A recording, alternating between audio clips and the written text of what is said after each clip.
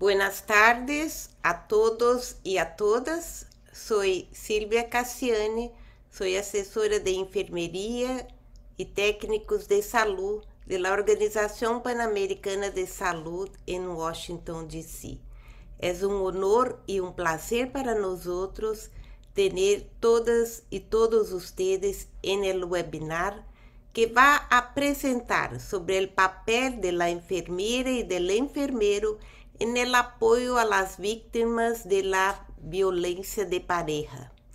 Para el webinar tenemos dos especialistas, la doctora Donna Sapela y la doctora Monique Howard.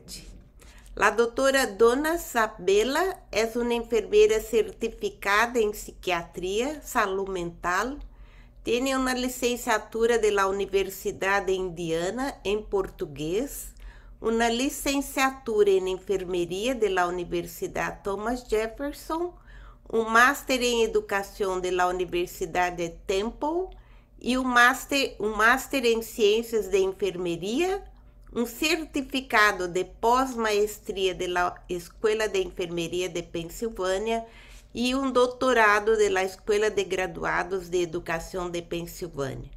Es fundadora y editora colaboradora de la columna Mental Health Matters del American Journal of Nursing y cofundadora y editora asociada del Journal of Human Trafficking.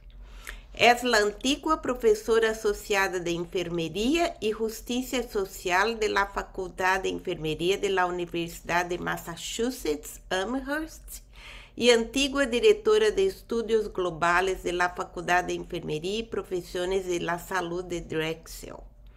Además de la experiencia en salud mental, es reconocida como experta en tráfico de personas y tiene décadas de experiencia en la enseñanza, investigación en crisis, abuso de sustancias, la violencia doméstica y la enfermería forense. Además, la doctora Donna Sapela ha vivido en varios países de América Latina como Chile, Uruguay, Venezuela y Brasil. La doctora Monique Howard es una profesional de la salud pública centrada en la salud de la mujer hace más de 25 años. La doctora Howard es una líder ejecutiva que ha dirigido varias organizaciones sin lucro en Nueva Jersey y Pensilvania. La doctora Howard es una líder de opinión en Estados Unidos en temas que afectan a las mujeres y a las comunidades. En la actualidad es la directora senior de iniciativas de salud de la mujer en el Centro de Salud Global de la Mujer de la Universidad de Pensilvania. La doctora Howard ya ha viajado por Estados Unidos y Sudáfrica, formando a miembros de la comunidad y facilitadores profesionales para aumentar la capacidad de crear políticas, sistemas y cambios ambientales que creen soluciones sostenibles. La doctora Howard tiene un doctorado en educación sexual humana en la Universidad de Pensilvania. Es un gusto para nosotras tener la exposición de dos expertos en esos temas como han escuchado. Quería decirles que por favor la presentación será hecha en inglés, pero ustedes tienen interpretación al español. Si van ahí en la pantalla abajo van a ver un globo. Se hace un clic en ese globo y pueden seleccionar la presentación en español. Y así todos vamos a escuchar muy bien.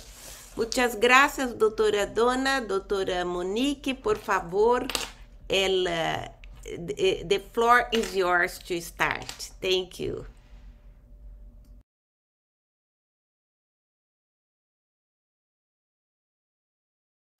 Please open your microphone. Por favor, enciendan los micrófonos. Hi, good evening, everyone. Um, Buenas tardes o buenas noches a todos. Me entusiasma hablar con ustedes del tema de la violencia de pareja en el webinario de hoy. La próxima, por favor. La violencia de pareja, que en inglés se conoce con la sigla IPV, Intimate Partner Violence, es un patrón de comportamiento abusivo en cualquier relación. No necesariamente tiene que ser físico, puede ser también sexual, emocional, económico o psicológico. O sea, todo tipo de amenazas que puede hacer una persona a su pareja, como por ejemplo intimidación, manipulación, humillación, aislamiento de la familia y amigos, aterrorizar a la víctima, amenazarla, culparla, lastimarla o herirla. Entonces, el día de hoy voy a centrar mi presentación mayormente en adolescentes. La próxima, por favor. Aquí tenemos algunas estadísticas sobre la violencia en adolescentes. Nos vamos a referir a estadísticas de Colombia, Perú, Argentina, Panamá, Costa Rica y Ecuador en el contexto del encierro, la cuarentena por COVID, donde las llamadas a las líneas de ayuda contra la violencia aumentaron marcadamente. No solo esto sucedió en América Latina, sino en los Estados Unidos también, y estoy segura de que la mayoría de los call centers de violencia de género vieron este aumento porque las familias estaban encerradas bajo un mismo techo con las personas que eran las perpetradoras de violencia. Los adolescentes normalmente no creen que comportamientos como burlas, insultos, son precursores de la violencia doméstica y consideran que son parte normal de la relación. Entonces, lo que tenemos que enseñarles a nuestros hijos, en vez de decirle, te están molestando o te cargan porque les gustas, y son mensajes que podemos haber escuchado, la realidad es que esos comportamientos anteceden algún tipo de patrón violento, ya sea en esa relación o en otra. La siguiente, por favor.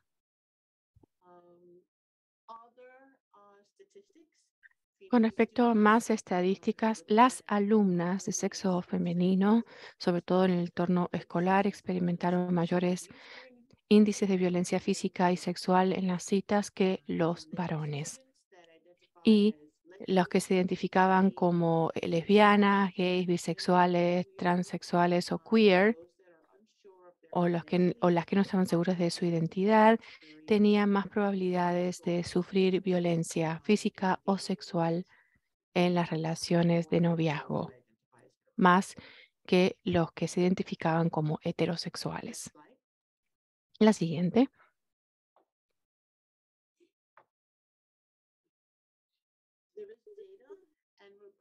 Hay datos e informes que sugieren que los adolescentes que tienen algún tipo de violencia o que vivencian algún tipo de violencia de pareja en los hogares van a perpetuar esto. Es algo que les parece conocido, es algo cíclico, con lo cual tenemos que tratar de identificar patrones de violencia en la familia. Y nuevamente, la exposición frecuente a la violencia en el hogar no solo predispone a los niños a numerosos problemas sociales y físicos, sino que también les enseña que la violencia es normal, que es una forma de resolver discusiones y conflictos y que es algo normal, mientras que sabemos que la violencia no es algo normal en los hogares. La siguiente. Entonces, este gráfico ilustra el ciclo de la violencia. Hay muchos datos que sustentan el hecho de que los episodios de violencia se dan de manera cíclica y siempre es el mismo ciclo. La primera parte del ciclo es lo que se llama la explosión, es decir, en el tercio superior derecho, que es el incidente violento en sí.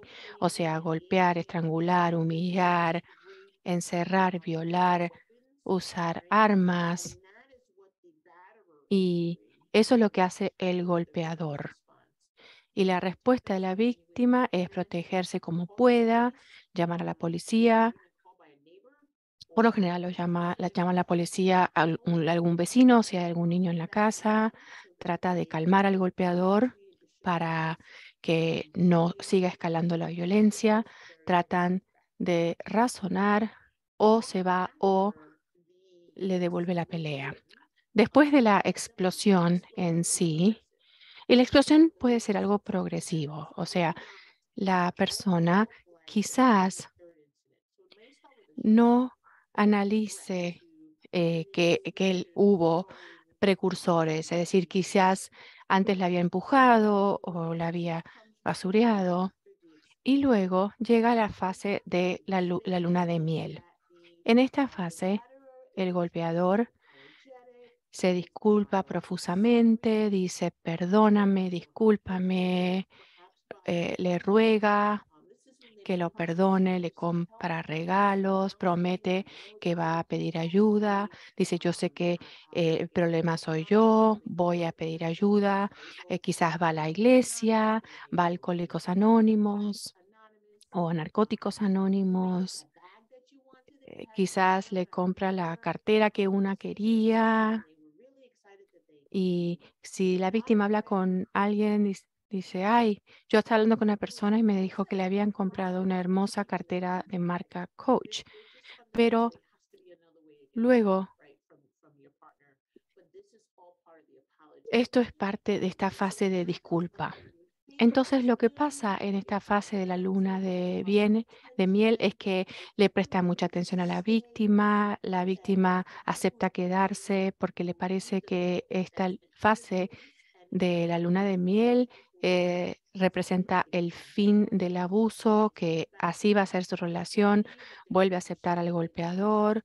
Si se fue a un refugio para víctimas, sale del refugio y vuelve al hogar. Se están llevando muy bien, tienen esperanza para el futuro, empiezan a sacar citas para el golpeador y ese periodo dura desde, no sé, un día o semanas o meses o incluso un año y parece que está todo bien en ese periodo. Y luego pasa algo y cuando pasa eso, la tensión empieza a aumentar nuevamente.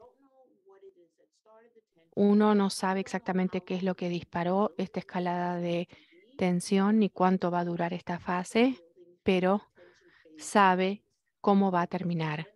Va a terminar nuevamente al principio del ciclo, que es con el episodio de explosión. Pero en la fase de tensión, el golpeador puede estar malhumorado, eh, pelea por cualquier cosa, bebe más, sale hasta tarde, grita, está como hosco, enojado. Y la respuesta de la víctima es similar a la que tiene después de la explosión. Trata de calmar a su pareja, se vuelve mucho más cariñosa o se vuelve más callada o más charlatana según las necesidades del golpeador. Trata de alejarse y trata de seguir el horario. Entonces es una combinación de las dos cosas. Trata de que esté todo tranquilo, que los niños estén alejados, acepta todo, trata de razonar, le cocina su comida favorita, etcétera, porque sabe que está aumentando la tensión y lo que la víctima está tratando de hacer es esmerarse por relajarse y tratar de aportar tranquilidad. Y luego la fase esta de acumulación de tensión puede durar un par de días, una semana, un mes, lo que sea, y termina nuevamente con algún tipo de episodio de explosión. Y este es el ciclo de la violencia. Y esto es lo que sucede en estas relaciones que tienen un componente de violencia. Entonces, el mejor momento para interactuar con la víctima es en la luna de miel. Luego, justo después del incidente, ayudarla a tener su plan de seguridad, de eso vamos a hablar después. Y es un momento también para intervenir y con suerte esa intervención va a ser duradera. La siguiente, por favor. Entonces, la violencia de pareja es como una nueva palabra de moda. Antes se hablaba de violencia doméstica o intrafamiliar, mientras que ahora violencia de pareja abarca muchos conceptos, la violencia familiar, la violencia doméstica, el abuso sexual infantil y el abandono, la violación y la agresión sexual. También está acá crimen y agresión, abuso de ancianos, ya vamos a hablar de eso más adelante, la mutilación genital femenina y luego la trata. La trata de personas con fines laborales o sexuales también entra como parte de la violencia de pareja.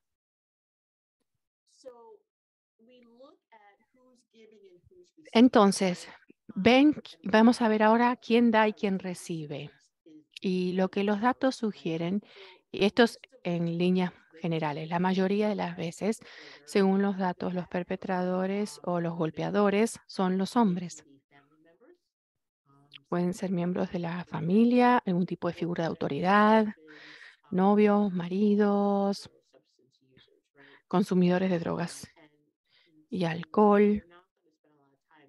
No vamos a dedicarle mucho tiempo ahora a hablar del por qué, pero básicamente los por qué son porque hay personas que necesitan mostrar poder y control en la relación para ser el jefe, ¿no? Ser el cabecilla de la relación. Quizás hay un problema de baja autoestima, pero bueno, entonces necesitan mostrar el control. Con respecto a las víctimas, mayormente son mujeres, niños y adolescentes y mujeres sobre todo embarazadas. Hay una alta incidencia de violencia doméstica en mujeres embarazadas. También mujeres de bajos ingresos, eh, también de la comunidad LGBTQIA más y cualquier persona que se considera diferente por algún motivo o en algún aspecto.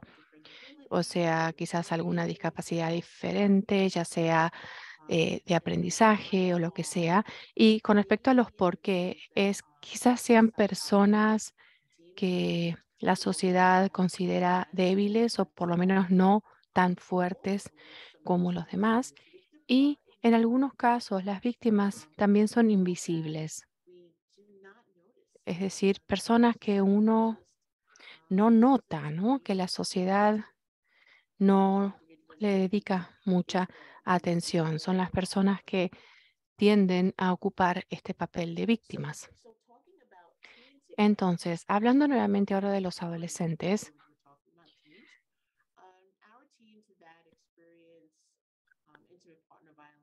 los adolescentes que sufren violencia de pareja más probablemente sufran depresión, ansiedad, nervios, sobre todo con comportamientos enfermizos como consumo excesivo de drogas o alcohol. Y no solamente a nivel experimental, como hacen muchos adolescentes, sino un consumo mucho más marcado de drogas y alcohol. También comportamientos antisociales, como estábamos desfasados con las diapositivas. Pero entonces, comportamientos antisociales como mentir, robar, intimidar o pegar, o incluso pensar en el suicidio.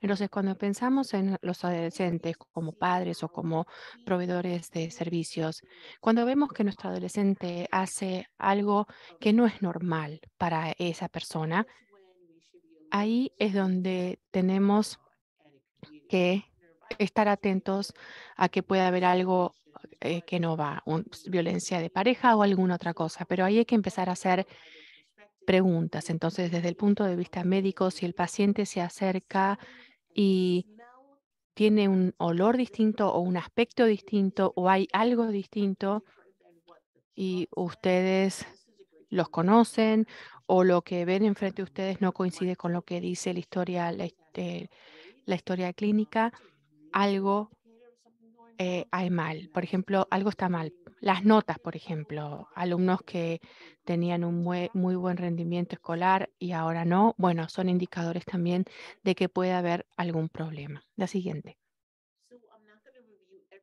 No voy a leer todo lo que está en esta diapositiva porque tiene mucho texto, pero como vemos, hay resultados médicos y de salud mental, sobre todo en adolescentes que sufrieron violencia de pareja, distinto tipo de lesiones como esguinces, contusiones, laceraciones, que no coinciden con las cosas que dice. Por ejemplo, me golpeé contra la pared, me golpeé con la punta de la mesa, me caí por la escalera. Cuando a uno le pasa eso, no le queda el ojo morado, por ejemplo. Yo me caigo por las escaleras todo el tiempo y nunca jamás me quedo el ojo morado. Entonces, la lesión tiene que coincidir con lo que le están diciendo. Algunas otras afecciones más crónicas pueden tener que ver con el estrés, como el asma, diabetes, etcétera. También abuso de sustancias, depresión que no existía antes en el paciente, más ansiedad, también síntomas de trastorno por estrés postraumático, trastornos alimentarios, comportamientos suicidas, problemas ginecológicos y urológicos. Si hay agresión sexual con la pareja y el perpetrador tiene relaciones con otra gente, puede causar infección por VIH, enfermedades venéreas, también puede causar infecciones urinarias, obviamente, embarazos, trastornos menstruales, dolor pélvico, depresión perinatal, ansiedad. Y tenemos que estar atentos a esto en las evaluaciones que hacemos en una puérpera. Y es algo que puede reflejar lo que está viviendo en su casa. Una mujer embarazada, por ejemplo, que fuma o consume alcohol, también comportamientos o pensamientos suicidas durante el embarazo o en el puerperio. Y también otras cosas que no encajan, como dolores de cabeza frecuentes, dificultades para dormir, palpitación, fibromialgia, falta de interés en hacer cosas. Todos estos pueden ser indicadores de violencia de pareja. La siguiente.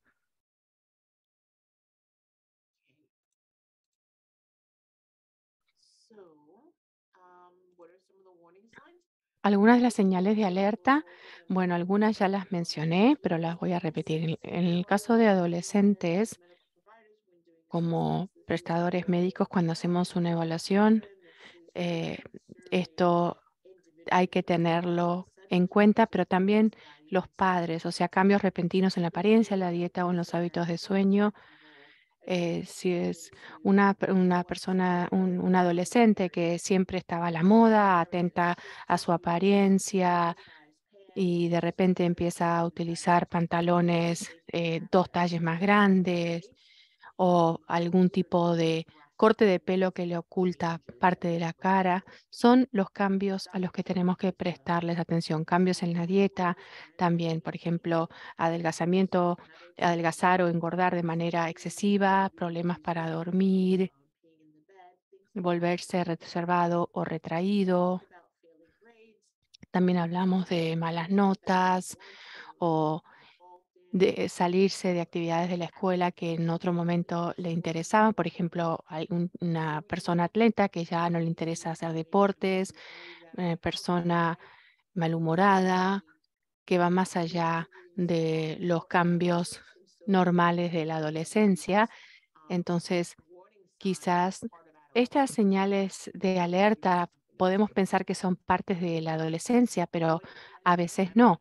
evitar a la familia, los amigos, no querer estar cerca de las personas que los conocen lo suficientemente bien como para saber que algo está mal. Y lo mismo pasa con los adultos.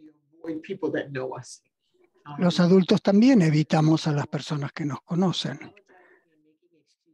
Alguien se vuelve reservado, pide disculpas o excusa a la pareja. En estas relaciones de violencia a veces es difícil ocultar las señales y cuando la pareja está junta, el agresor a veces dice o hace cosas o finge. También verifican constantemente el teléfono móvil o el correo electrónico y después moretones, arañazos o marcas inexplicables. Esa es la historia que tratan de ocultar. Y cuando esto pasa,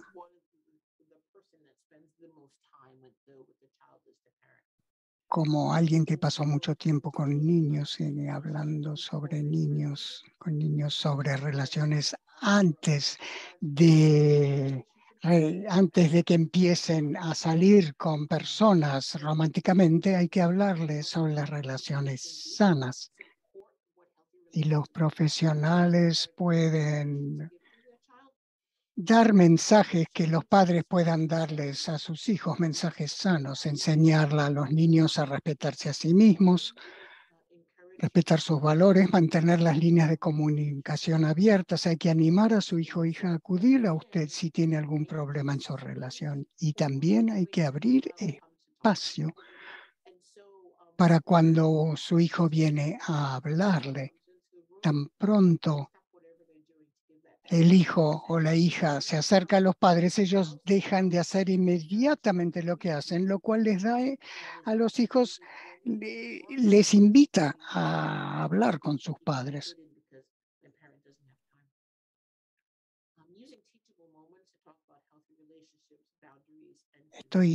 Hay que pasar mucho tiempo hablando sobre relaciones sanas. Y eso también hay que hacerlo mientras se mira TV o se está en las redes sociales, usar todas las oportunidades para hablar sobre relaciones sanas. ¿Por qué pensás que esto es una relación sana? ¿Por qué pensás que esta no? No una sola regla, no solo una conversación. Hay que usar también situaciones propicias para hablar con los hijos sobre buenas relaciones. Hay que ser abiertos, comprensivos y no juzgar a sus hijos. Hay que escuchar al hijo y sus experiencias y abstenerse de darles lecciones. Podemos orientar a los hijos. Hay que escuchar a las experiencias de sus hijos y de sus amigos también.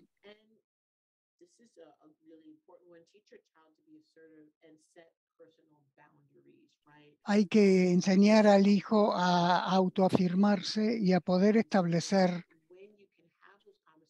límites personales. Entonces, al tener conversaciones entre padres e hijos sobre relaciones sanas, hay que darles ejemplos y ayudarlos a ser asertivos, a autoafirmarse y a establecer límites personales. Bueno, es un gran placer. Buenas tardes a todos. Yo estoy desde Filadelfia hablándoles a todos. Muchas gracias. Queremos hablar sobre qué pueden hacer los padres sobre la violencia de género entre los adolescentes. Es muy importante hablar. Ahí dejaste donde los padres hablan con los hijos. Ser modelos para los hijos. Al hablar con las niñas tienden a ser, sean adultas o adolescentes, son quienes experimentan una mayor cantidad de violencia en comparación con los hombres. Pero también sucede que varones adolescentes o adultos son víctimas de violencia. Y también hay que hablar, no hay que pensar que las relaciones heterosexuales están inmunes a estas violencias, porque las personas heterosexuales también pueden estar en relaciones enfermas y que ser víctimas de violencia. Y una cosa importante para nosotros como enfermeras es que la gente tiende a respetar a las enfermeras y confiar mucho en nosotros. Eso es un buen lugar para hacer preguntas. Y muchos de nosotros, además de enfermeras, somos padres o madres. Hay que mirar al paciente, al niño, para ver si parece temeroso o ansioso por complacer a su pareja. Acepta todo lo que su pareja quiere hacer. Entonces, esta es otra, estas relaciones enfermas muchas veces son desequilibradas. El poder es mucho más en uno de los miembros de la pareja que el otro. Y también yo trabajo mucho también con casos de trata de personas y le piden permiso a quien comete la trata de ir al baño. A veces no es anormal preguntar, ¿te importa si voy al baño? Bueno, es una cortesía, pero si cada vez que alguien va al baño pide permiso para ir al baño, eso no es una buena señal tampoco. Así que los padres y madres tienen que ser conscientes de esto. También por internet, violencia, acoso, llamados telefónicos constantemente. Las niñas jóvenes, ¿dónde vas? Millones de llamadas telefónicas, textos y también dispositivos para rastrear los vehículos, para ver dónde van. Y a veces los adolescentes hablan sobre algunas cosas que para ellos o ellas les puede parecer normal, pero no lo son, como exceso de celos. Cuando se trasciende un límite, no es bueno esto. Nosotros como progenitores y enfermeras tenemos que ser conscientes de todo esto y tenemos que poder hacer buenas preguntas. Entonces, señales de alerta o advertencias generales. Esto cae en mi práctica, pero si usted es una enfermera pediátrica o en cualquier otra área de enfermería y alguien viene con un dolor de cabeza, puede tener problemas médicos, pero lo mismo hacemos tamizaje, hacemos algunas de estas preguntas durante una evaluación. A mí no me importa lo que sea. ¿En qué área de enfermería ustedes trabajan? Es bueno como padres o como enfermeras en cualquier área hacer preguntas a los adolescentes.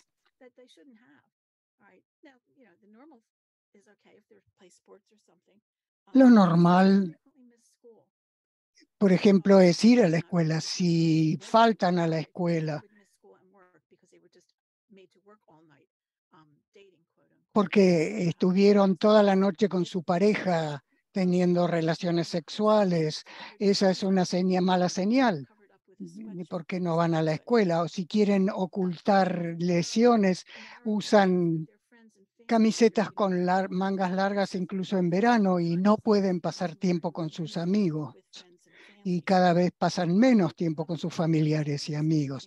Tienen una autoestima muy baja, un cambio de confianza. Esa es otra señal. Los adolescentes son difíciles en todo el mundo, en este país, en Perú, en Brasil, en cualquier parte del mundo. Es un proceso normal el de los problemas de las adolescentes y de los adolescentes. De acá hablamos de grandes cambios de personalidad o incluso no grandes cambios de personalidad, simplemente cambios de personalidad como señal de una depresión en ciernes, por ejemplo. Y nosotros trabajamos no solo con nuestros pacientes, sino con los progenitores, que son gran parte importante del tratamiento de un adolescente, porque las enfermeras podemos dar información a los padres y madres. Yo enseño, aunque no me crean, en español, además de en inglés, y teníamos presentaciones a las clases a los estudiantes y las enfermeras escolares podrían impartir lecciones dar clases a los alumnos y también estimular la autoconciencia de los adolescentes, no solo de sus progenitores. Algunas preguntas para hacer. En general, las enfermeras tendemos a ser personas en las que se nos tiene mucha confianza. Su pareja humilla o le grita, la critica y la menosprecia. Le trata tan mal que le da vergüenza que la vean sus amigos o la familia. O su pareja agresiva lo degrada, le hace sentir que usted no vale nada. Y tratan a la persona como una propiedad. Una de las señales que se mencionó antes es el tatuaje. Es muy común en la trata de personas. Los tratantes les tatúan a sus víctimas, varones o mujeres, porque significa, los proxenetas lo hacen porque es como su sello de propiedad. Hay que ver qué buscar en los estudiantes. Eso también es la población que tendríamos que analizar, porque los proxenetas son tremendos y dan acceso a muchos malos actos. El papel de la enfermera es muy importante. Muchas veces las víctimas no dicen nada porque piensan que son responsables. Entonces hay que ayudarles, hay que hacerles entender que tienen buenas calidades. Nadie es perfecto. Entonces díganles que los quieren, felicítenlos y reconozcan que son personas valiosas. Incluso hay que ayudarlas a reconocer el dolor que sienten y no sentirse en culpa, porque se quedan en una relación enferma de violencia. Las víctimas se quedan en la relación porque tienen una autoestima bajísima o porque se sienten amenazadas o en peligro y dejan la relación.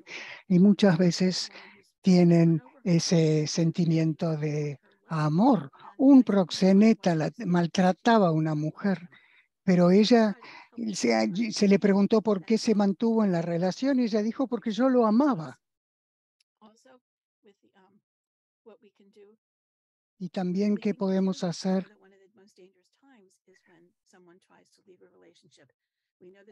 sabemos que cuando alguien trata de dejar una relación enferma es un momento muy peligroso, así que tendría que tener un plan y también hay consideraciones culturales o religiosas. Hay lugares en los que el matrimonio no se rompe o el compromiso. También hay factores socioeconómicos, no tanto en adolescentes, pero en mujeres adultas. Ellas tienen que pagar facturas, tienen que tener un trabajo. Si no lo tienen, dependen de su pareja. Así que hay factores socioeconómicos y también normas sociales. La relación se supone que usted tiene que ser fiel a su pareja y eso no es un buen mensaje si la relación es enferma. ¿Qué podemos hacer nosotros como clínicos, como enfermeras? Dar apoyo a las personas, ayudar a las personas, hay que ayudar a reconocer las cosas positivas. Hay que expresar preocupación, hay que preguntarle al paciente si algo va mal. Hay muchas situaciones en las cuales se trata de normalizar una relación. Bueno, si alguien siente algo por una persona está bien, pero esos sentimientos pueden ser normales, pero no queremos emitir juicios. Nosotros tenemos que recolectar pruebas. A veces hay moretones, golpes, señales corporales, marcas en el cuerpo que pueden ser señal de actos de violencia.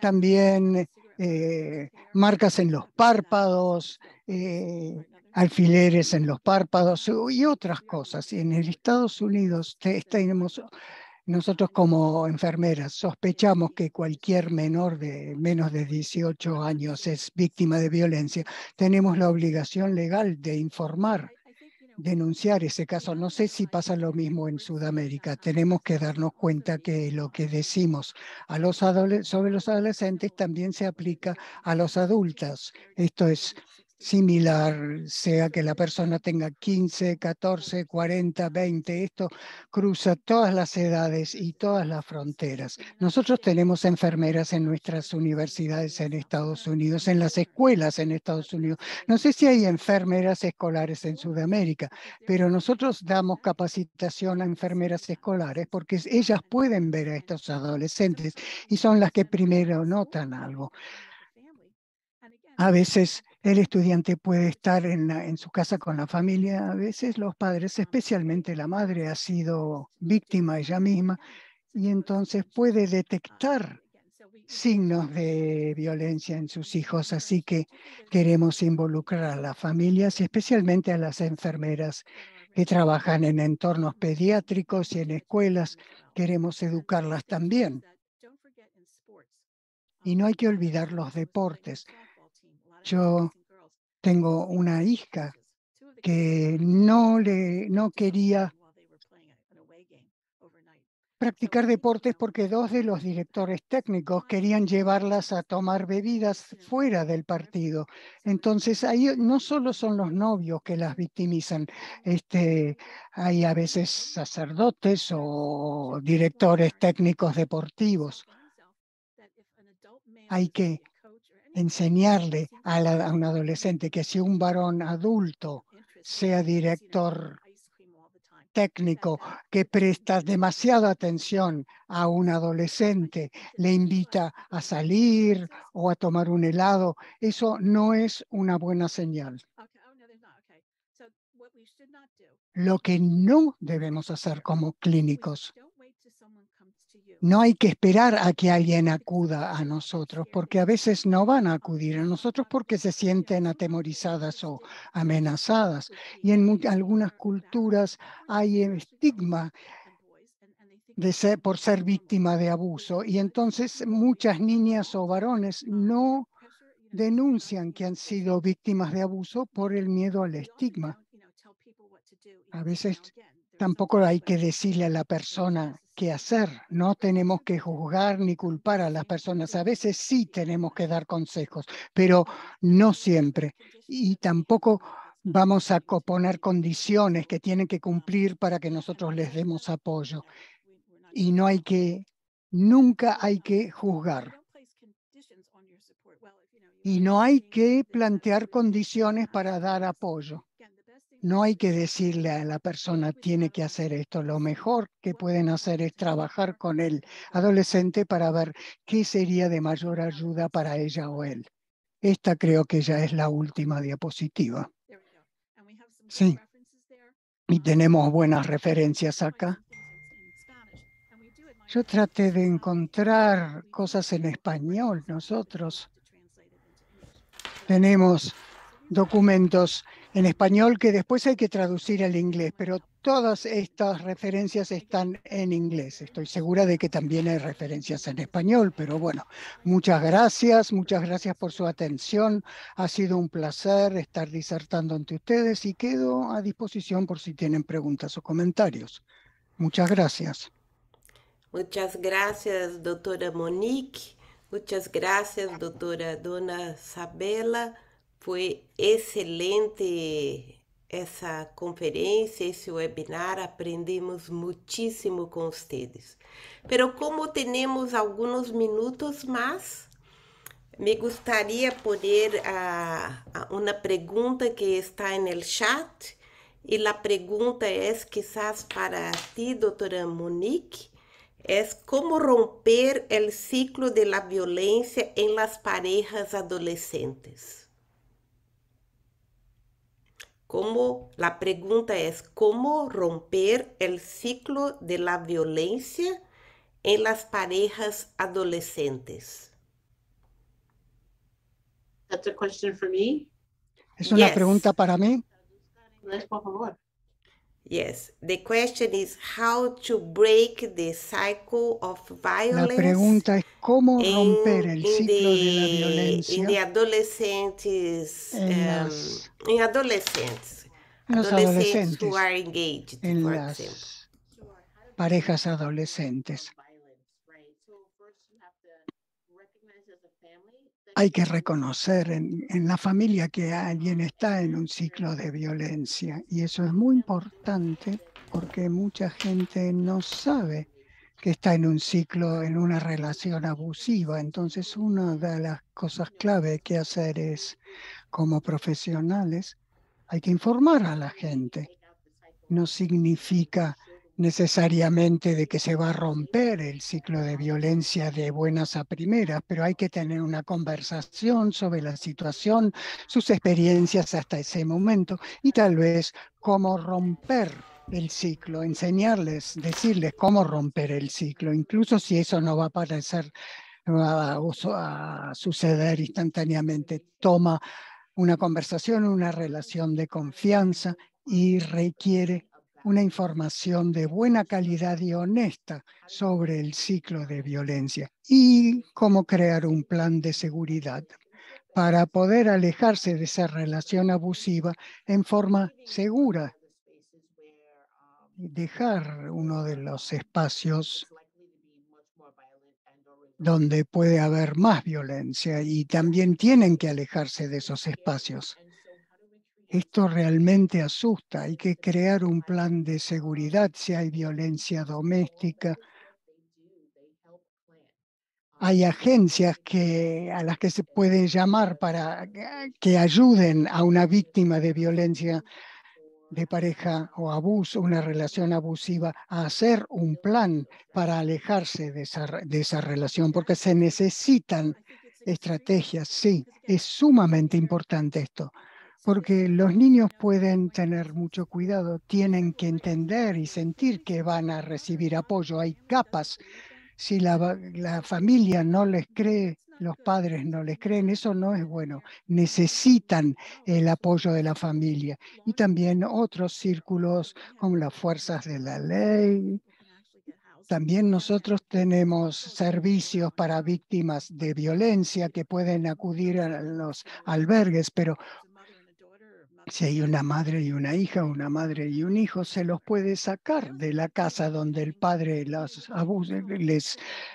hace víctimas de violencia y se los lleva a un albergue. No se puede controlar todo, pero tener la experiencia, la persona que está experimentando la violencia tendría que tener servicios psicológicos o de apoyo para ver cómo pueden aumentar su autoconfianza, hay grupos de apoyo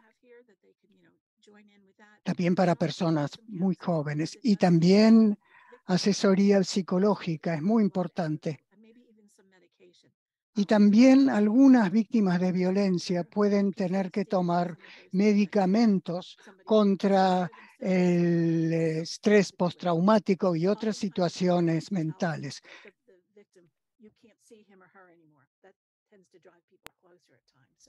A veces hay que nombrar a la víctima, eso los acerca. Con mi limitada capacidad quiero hablar. No quiero entrar en problemas con Silvia ni con Donna. Bueno, una de las cosas que no entendí del chat, pero la cultura es muy importante. ¿Qué dice la cultura sobre los roles y las relaciones de las personas y qué pueden y no pueden hacer? Y dentro de la cultura, ¿cómo se puede? Sé que queda poco tiempo, pero bueno, ¿cómo se puede usar los valores culturales para la seguridad de las personas en las relaciones? Entonces, alguien con buen apoyo o reglas culturales no va a entrar en una relación violenta o abusiva. Entonces, ¿cómo se usan los valores culturales para que la relación sea sana y segura? Hay estudios, si vemos lo que pasa en Medio Oriente con las jóvenes que usan el hijab, miren lo que pasó en Irán. Y también hay camisetas, una camiseta sobre golpeador de la esposa. ¿Eso qué significa? Hablamos de mantener oprimidas a las mujeres. el palo no tiene que ser más grande que el pulgar. Esto se trata de la cultura, en realidad, de las niñas adolescentes contra las mujeres, por ejemplo. La violencia para las mujeres es universal, es increíble. And also there is another question, since you have Excelente, hay otra pregunta. that works in school. We do Trabajando en las escuelas, tenemos enfermeras escolares, muchas están acá en este webinario hoy, hay muchas en América Latina y la pregunta es, ¿cuál sería la mejor forma y la más adecuada para intervenir en el momento agudo de la violencia con los adolescentes mientras están en la escuela? ¿Cómo afrontar estos momentos de violencia entre adolescentes? Y la pregunta entonces es, ¿deberíamos involucrar a los padres, darles a conocer sobre los casos de violencia con adolescentes en la escuela y cómo intervenir? Esa sería la pregunta. Primero, la escuela tiene que tener una política, porque hoy no es la primera vez que hubo violencia.